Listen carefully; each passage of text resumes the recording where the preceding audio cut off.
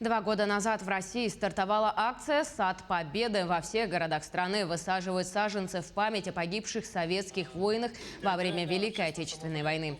Всего планируется высадить более 27 миллионов саженцев. Акция «Сад Победы» проходит и в Якутске. Сегодня деревья высаживали в районе Парка Победы. К участию в акции присоединились Министерство республики, сотрудники администрации города, предприятия, расположенные на территории Гагаринского округа, а также молодежные общественные объединения. Для Сада Победы в этом году подготовили более 2500 саженцев.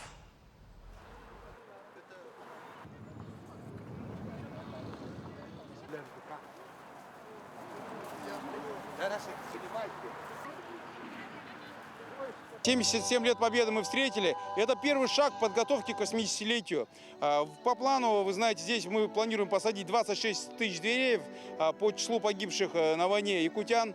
Это очень большое такое мероприятие. И сегодня состоялось такое же мероприятие, которое было 2 года назад. Мы посадили более 2500 саженцев. Саженцы были привезены с разных мест, в том числе с Намского улуса, в том числе с городского округа Ортикут, с ближайших территорий.